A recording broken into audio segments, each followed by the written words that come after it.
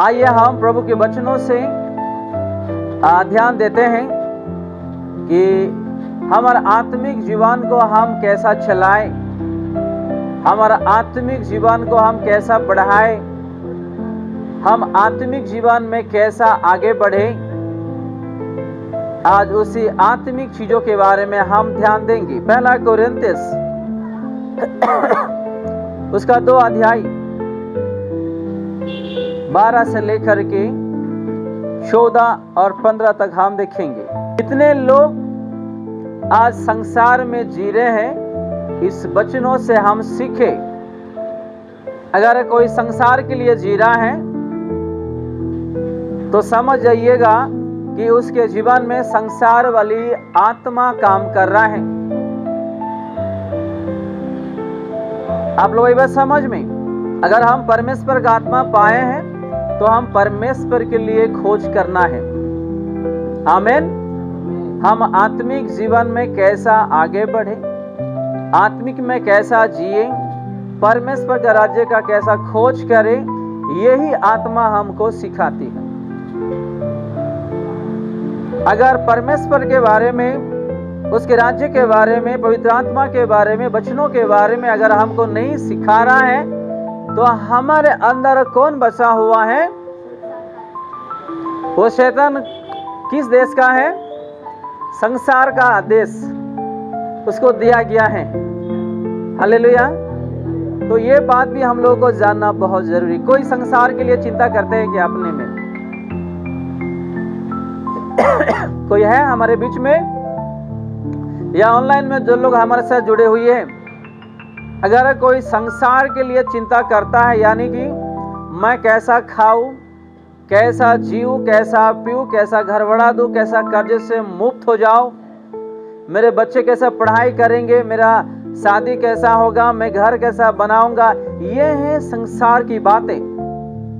प्रभु ने क्या कहा? पहले उसका धार्मिकता और उसका राज्य का खोज करो, बाकी आप सबको मिल जाएगा जो जो आपको चाहिए। आमीन। अगर हम उसका धार्मिकता, उसका राज्य का खोज में नहीं चलेंगे और उसका ध्यान में नहीं रहेंगे तो हम संसारी वाली जो चीज है अपने परिवार को, अपना जीवन को नष्ट कर देगा। हमको प्रभु जो दिया है आत्मा, हम संसार में जीने के लिए नहीं दिया है। संसार में जिए और संसार में मर जाएंगे और संसार की बातों में हम लगे रहेंगे, ऐसा आत्मा प्रभु हमको नहीं दिया है। अगर किसी का दिमाग में यह भरा हुआ है तो इस वचनों से आप लोग अपने आप को ठीक करिए। जो दिलो दिमाग में जो शैतान ने भर दिया है ना, उसको निकाल के फेंक दीजिएगा। मैं भी एक दिन संसार के लिए पीछे भाग रहा था, दौड़ रहा था कि मेरा जो प्रमोशन है हर साल में कैसा मिलना है, मेरा सैलरी कैसा बढ़ेगा, मैं बड़ा इंसान कैसा बनाऊंगा और मेरा घर कैसा बनाऊंगा और पैसा इकट्ठा कैसा करूंगा। ऐसे ही मैंने एमएनसी कंपनी में जॉब करता था। उस समय में 30,000 पगार था मेरा। मैंने जब प्रभु को पाया और वचन पढ़ा कि मेरा जो आत्मा का कीमती क्या है, मेरा आत्मा का जो वैल्यू है, मुझे प्रभु का वचनों से पता चला कि मैं किस रास्ते में आज दौड़ रहा हूं। और प्रभु को यही प्रार्थना कर रहा था कि मैं आपके लिए जीऊं और आपके लिए मरूं, क्योंकि इस दुनिया में से एक न एक दिन मैं भी कहाँ जाऊंगा पता नहीं, लेकिन आपके वचनों से मुझे सिखाया है मैं आपके राज्य में आना चाहता हूं। ऐसा मैं कि सिंपल एक विश्वासी की तरह मैं जी रहा था, लेकिन प्रभु ने कुछ और मेरे जीवन में कर दिया जो आज मैं सिर्फ कहीं कर पा रहा हूं। हालेलुया। मेरे आत्मा के साथ साथ आप लोगों का आत्मा को भी बचाने के लिए प्रभु ने एक एमएनसी कंपनी से उठा करके एक प्रभु का दास मुझे बना दिया। 30,000 से छुड़ा करके 30,000 लोगों को बचाने के लिए, आत्माओं को मुझे प्रभु ने मेहनत करने के लिए जिम्मेदारी दिया। हालेलुया। अगर कोई पैसा कमाना चाहते हैं, अच्छी बात है। कोई अगर और अलग सोच रहे, अच्छी बात है, लेकिन प्रभु में होते हुए वचनों के अनुसार और उसके अधीन में रहते हुए करिए। अगर नहीं तो हम कुछ भी फल नहीं फलने वाले।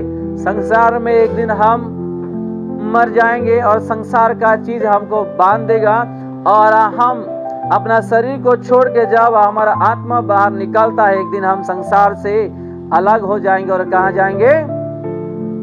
जो शैतान, जो संसार वाली चीजों को आज लोगों को भरमा करके रखा है, उस जगह है नरक, वहां जाएंगे। यीशु मसीह का भी एक उदाहरण आप लोगों को मैं बताता हूं। बेटे, अब बड़ा होके क्या बनना चाहते हैं? सॉफ्टवेयर इंजीनियर बनना चाहते हैं। बेटा कह रहे हैं कि मैं बड़ा हो करके क्या बनना चाहता हूं?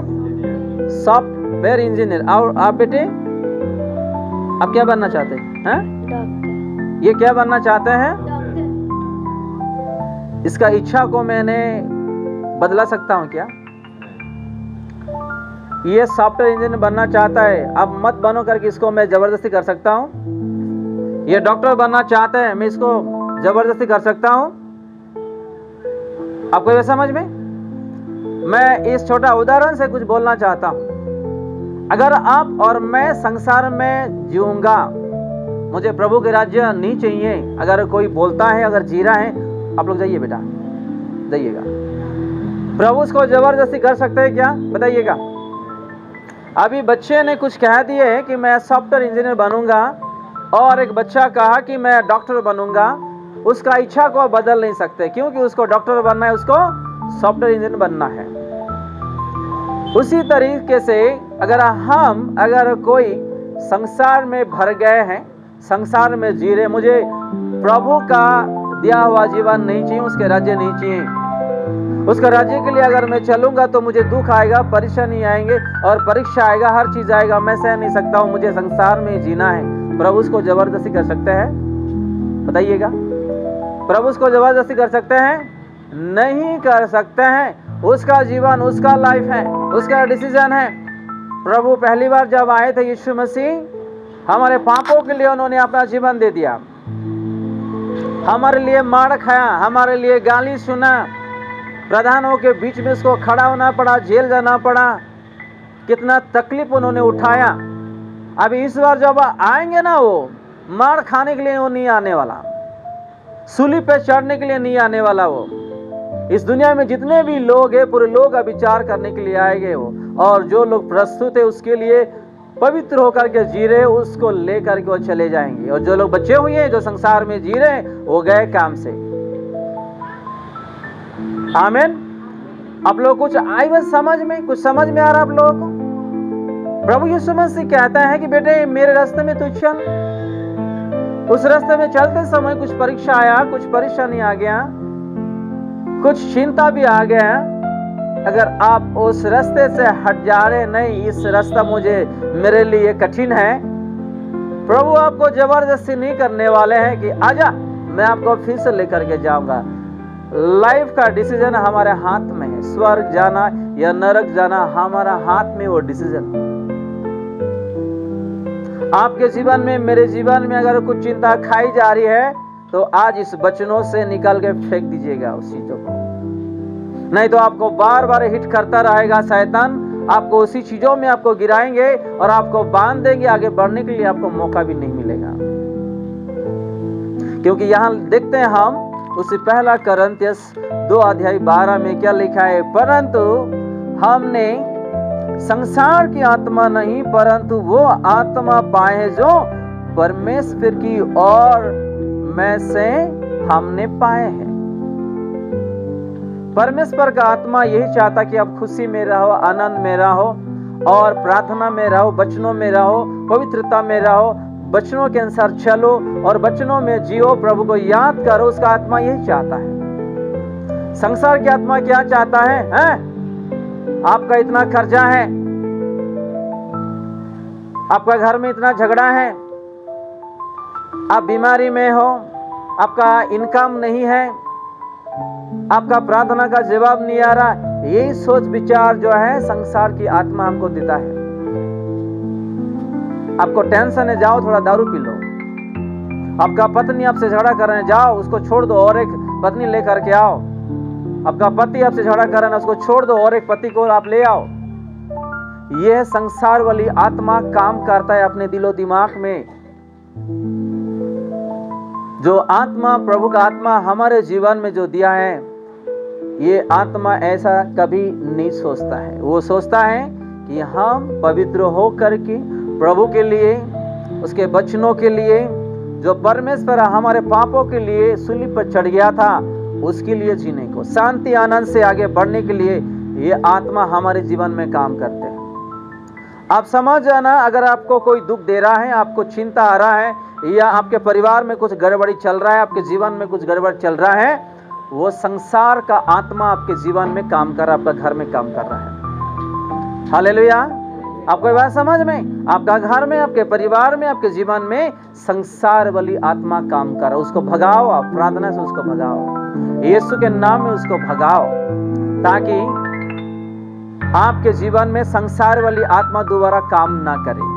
अगर आज हम कुछ वचन सुनते हैं या पढ़ रहे हैं या सुन रहे हैं या सीख रहे हैं केवल आत्मिक के बारे में, अगर आपका घर में कुछ प्रॉब्लम से, उस प्रॉब्लम्स के लिए आप प्रार्थना करिएगा, आत्मिक में होते हुए, वचनों में होते हुए, संसार में नहीं।